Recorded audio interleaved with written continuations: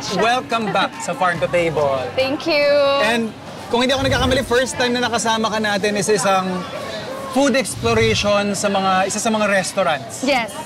How was the experience? Ang saya, busog ako. Ay. Pero alam mo, chef, excited ako kasi first time kitang ma-meet. And first time din kitang maipagluluto. And of course, the produce na gagamitin natin, directly sourced sa Mutya ng Pasig Mega Market. Kita mo naman. Yes.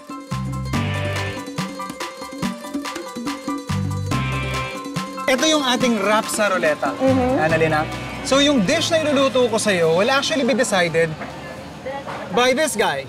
Pag-isipin na natin si wrap sa ruleta ng dish na iluluto ko sa'yo for today. Sana fish. Fish. Sana fish. Ayan na. Sana fish. Oy! Oy! Nung tinignan ko yung ruleta, I was really hoping na fish talaga siya because I love fish. It's light and it's fresh. And nagulat ako, talagang fish talaga yung natapat. Ito kahit ano lang. Kahit ano na. Basta nakuha na natin yung gusto mo. Steam. We're gonna steam a fish. Tapos papartneran ko lang yan ng kahit anong gulay. Gulay, yeah. Alright, pretty simple. Pero para mas magawa ko yung dish na gusto mo, samahan mo ako maglibot. Let's go! So, any preference? Anything you have in mind for a steamed fish dish? Okay lang sa akin ng pampano, pero kung meron kang gusto nating bagong i-try, chef, okay lang din. Well, let's stick to your favorites na lang. Okay. Ma'am, pahingi naman ako ng pinakamalaking mong pampano. Ayan. Ang kinis niya. Diba? Kuya, pa-fillet na lang. Tapos, kunin ko rin yung buto, ah. So, The yung mga gulay. Nasi-challenge ka ba siya? Oh, napapaisip ako eh. Gusto kong magbigay ng something unique. Ate, may malalaki kang dahon ng mustasa. Mustasa. Kumakain ka ba nun? Yan, Mustard. Yan ba yun? Yung okay. medyo peppery yung flavor niya. Okay. So, we'll take miso. Mahirap ba, chef, pag may okra? Let's go! Let's go! Favorite ko yan. Super. High in fiber. Yes. Naipingin na lang po ako ng pulang-pulang kamatis. Kahit mga 3 po. Yan. Tapos sibuyas. There's a new wave of specialty coffee in Quezon City. And in every cup that they serve, talaga namang matitikman mo na meron itong X Factor.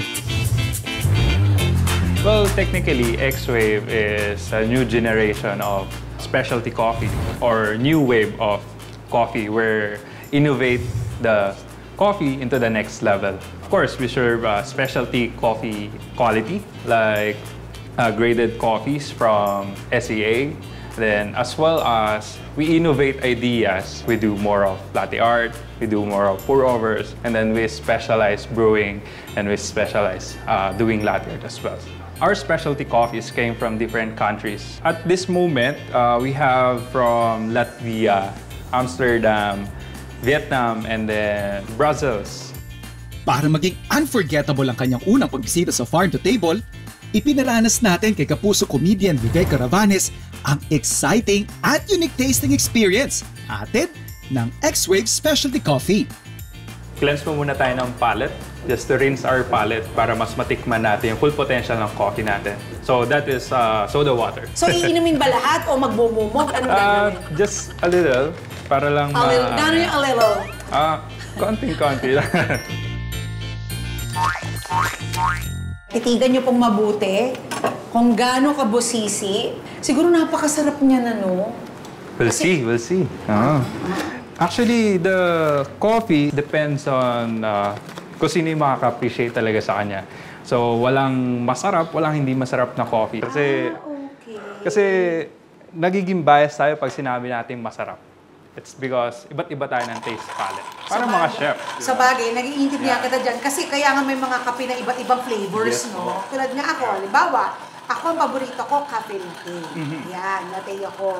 Ay, medyo dati kasi sa Spanish, Spanish. Pero dahil nga condensed yun, medyo umaapaw sa sweetness. Medyo nag-switch ako dun sa mas madali ko siyang ma-adjust. Yes. So, let's brew coffee. So, sa brewing ng coffee ko, meron akong different intervals para mas makuha ko yung ideal taste of coffee. So, yung intervals na yun is specifically made for X-Wave. na recipe. Uy, ang bango ha. Naaamoy ko mabango. Okay? Wow, galing. So, every intervals, siguro around 30 to 35 seconds, inaantay ko siya mag-drip down. And then, another pouring ulit. So, meron akong 5 pours. So next week ko pa iinumin yan. Pero, doon natin siya ma-appreciate after brewing, yung process. Okay, kaya special, no? Yes. So ito na nga, ayan, Food Explorers, ito na po, titikman ko na po yung plain coffee pa lang nila. Wala pa yung mineral drops. Yeah. Sarap. Mhm. Oo. Okay. So, yan. So bakit dalawa? Magto-toast ba tayo? Kasi we have 2 different mineral drops. So, have Oh, floral may- and then balance. So, this one is more on vibrant side. This one naman is more on fruit side. So, you can compare it. Then ang una ko muna titikman ay yung nilagyan na floral minerals. Tikman natin.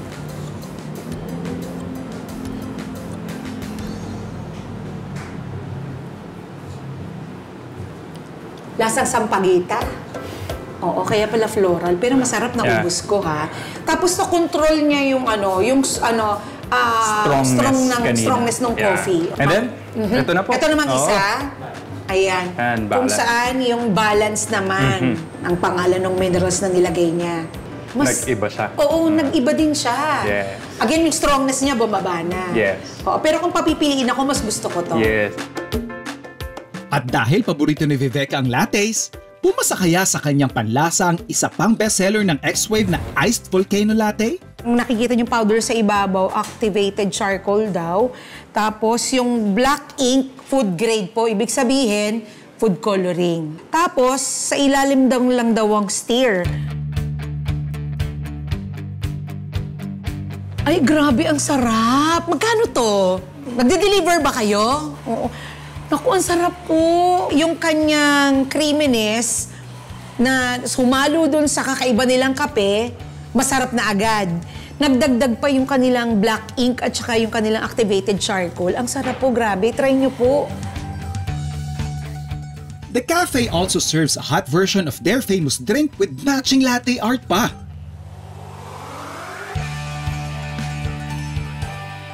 Masarap din siya. Though, mahilig lang talaga ako sa malamig, no? Ito namang isang to, it's like sa mga mahilig sa maiinit na coffee, no? Perfect po ito sa inyo. At the same time, mukhang healthy siya kasi nga, because of the activated charcoal na nakalagay. And finally, to complement your specialty coffee, pwede ka ring umorder ng snacks tulad ng kanilang cheesy nachos and burger that comes with a juicy beef patty and mushroom sauce.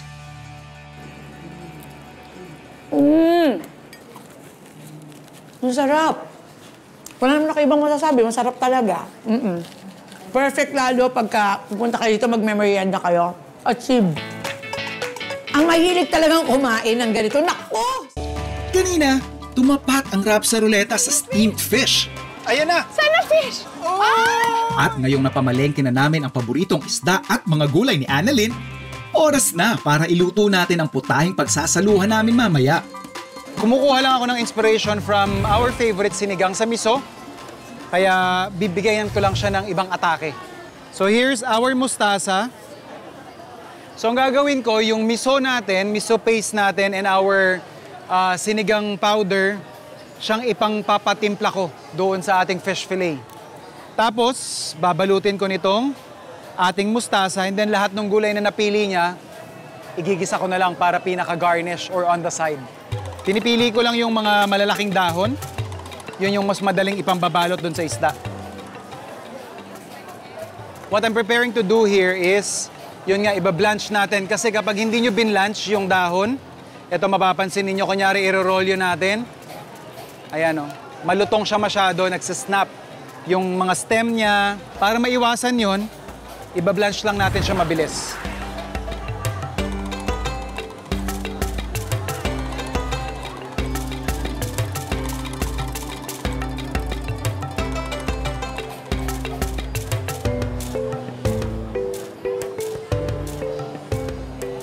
We have here yung ating miso paste.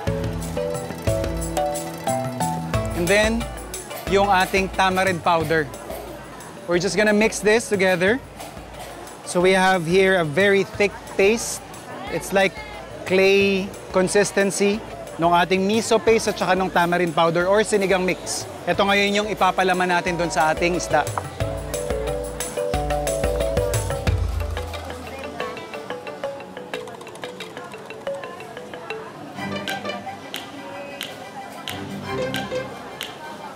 Then some of the paste doon din sa labas.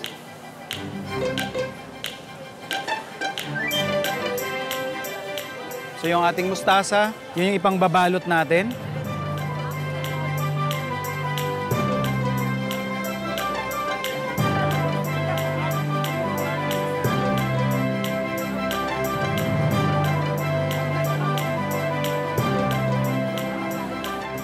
So we have here yung ating pampano fillet na napalamanan natin or na-season natin ng miso paste at saka ng sinigang powder. Nirap natin sa blanched na mustard leaves or mustasa. So at this point, ready na ito. Yung sa pinakailalim, typically hindi kasi nagagamit tong compartment na to for anything. Talagang nagsisteam lang siya. But since we have mga fish bones, I would use that. Pati na rin yung ulo para makagawa tayo ng sarili nating kaldo. And then doon sa compartment kung saan natin ilalatag yung ating isda, lalagyan ko naman ng dahon ng saging. And yung ating isda. So we're just going to steam this for about 15 to 20 minutes. At habang niluluto natin to, sosotay naman natin yung ating pang-garnish. For our garnish, maghihiwa lang tayo ng okra, kamatis, sibuyas, red bell pepper, and siling labuyo.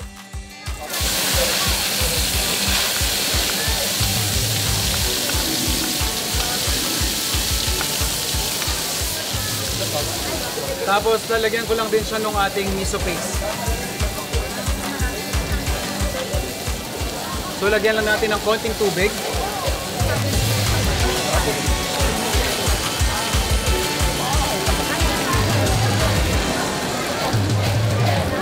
Yun yung masarap pagluto pag nasa gitna ka mismo ng palengke.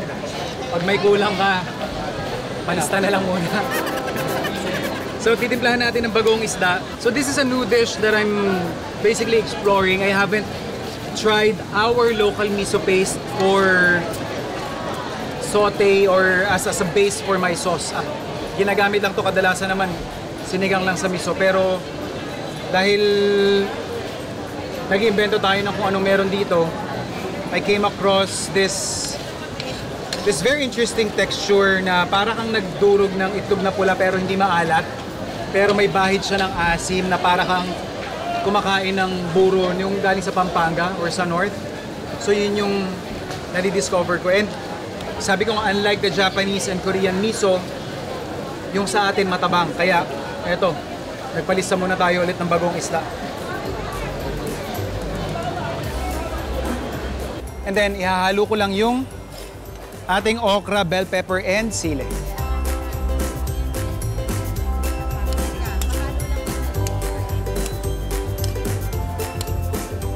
So maluluto na yung ating okra, hiwain lang natin yung talbos ng ating sili. Saka natin lilagay. Turn off the heat. Saktong-sakto, luto na rin yung ating inisim na pampano. Pwede tayo mag-serve.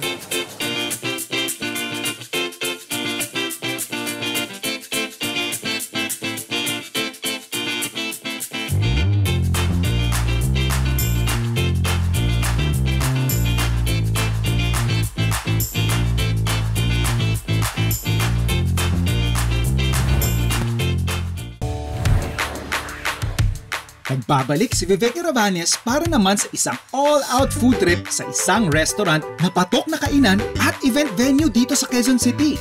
Coffee shop lang sana siya talaga. And then, ang laki nung area po na renovated na house po. And then, nag-convert na lang po kami through restaurant and then events po.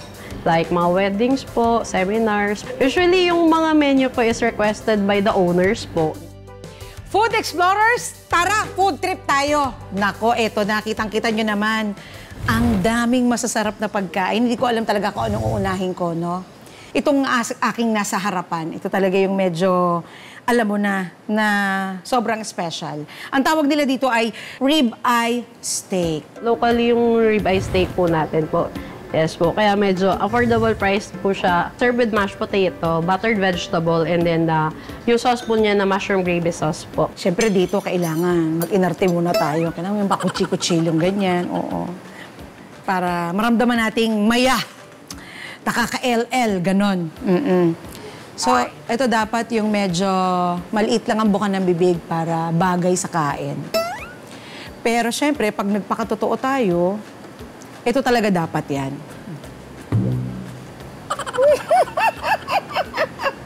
Napakasarap po, ladies and gentlemen.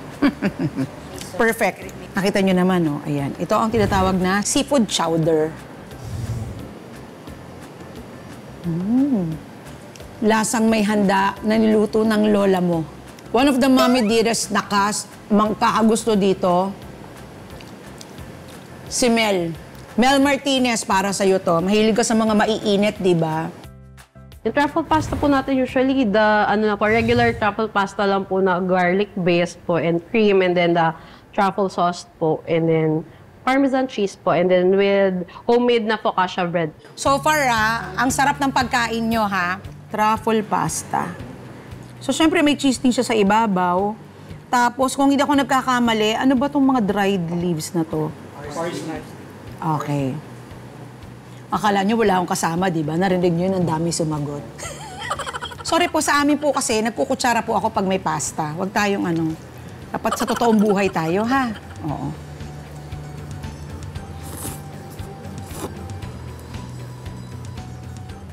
Lasang birthday. Perfect.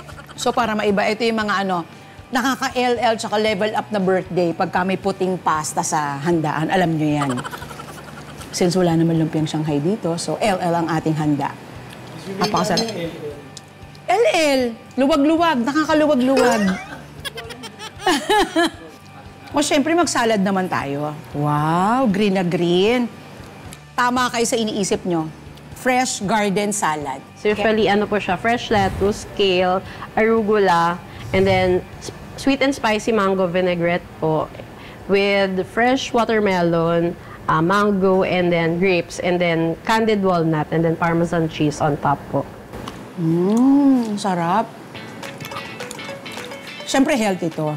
Dapat pagkakain ka ng mga karne, meron ka rin kakainin na gulay.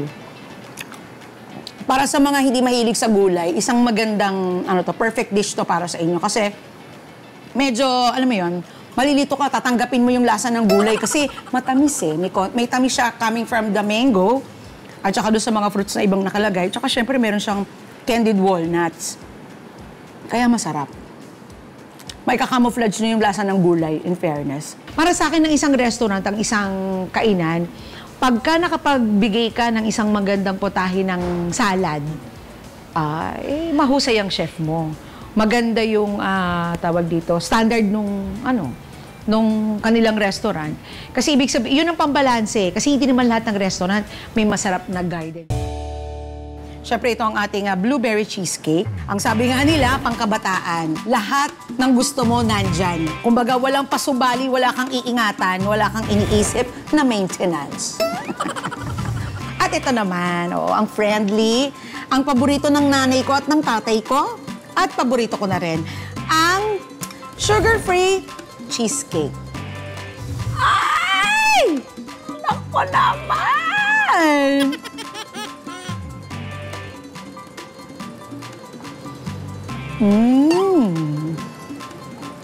Naaalala ko yung ex ko. Masarap pero bawal. There you go. Magugustuhan talaga itong lahat ng mga mami. In fairness. Creme brulee cake po. Chiffon base and then custard sa filling po. And then top po ng white sugar and then tinoast natin siya para mag-caramelize po. Okay. Promising, ha? Ito yung nag-caramelize na sugar. Another sugar for the day. Sana hindi nanonood yung endocrinologist ko, no? Sabi nga nila, you only live once. Heaven. Ang masarap na cake or dessert, hindi lang nasusukat sa tamis. Kasama sa masarap na dessert, aside from the sweetness, dapat nag-ahalo doon yung linamnam, kung ano yung nakalagay na major ingredients doon sa na nire-represent ng cake. Di ba yung pagka-chiffon ng cake, yan, ang lambot. Tikman natin. After her satisfying food trip, ano nga ba ang hot take ni Viveka sa mga pagkain at inumin ng hot off the press? Good. It's good. Ay, hindi naman ako nabigo. Paatras ko sasabihin, ano? Oo. Siyempre yung dessert. Oo. Oo, pasensya na mahilig tayo sa matamis. Oo. Yung creme brulee, mula sa kahit anong edad magugustuhan yon, mula sa bata hanggang sa pinakamatanda. Kasi ano siya, masarap, hindi masyadong matamis. At saka yung fresh garden salad, magka-umarte.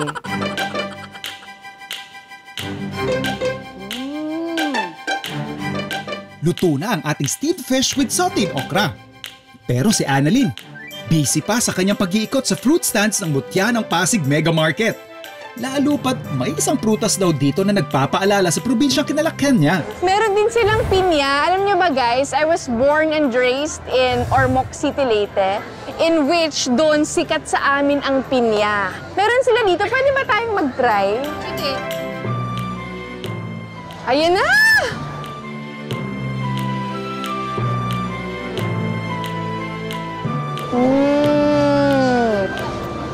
So good. Hindi matamis. Hindi, masarap. Matamis. Joke lang. Thank you, kuya. Libre na daw to.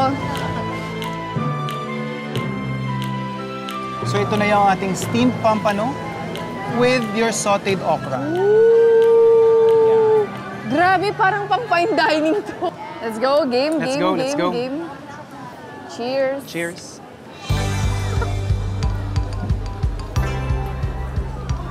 Okay. Okay. Nakuha ko naman yung... Ang sarap! Nakuha ko naman yung gusto kong ma-achieve. Ang sarap! Hala! Masarap siya! Anong lasa? Para kang kumakain ng... Ng sinigang sa Yes, miso. ma'am. Oh, nahulaan niya. Parang kumakain ng sinigang sa miso, pero ano siya? Steamed. At ang sarap ng okra. Parang nung pagsubo ko parang feeling ko, parang lumilipad ako, na parang ang daming flavors na Yes. nangyayari. Grabe, if I can rate my overall experience, it would be 10 out of 10. Kasi nakasama ako sa pamamalengke. Siyempre, natikman ko na rin yung luto ni Chef. Sinong maka-iisip ng dish na may okra na steamed na pampano, di ba? Si Chef lang yon.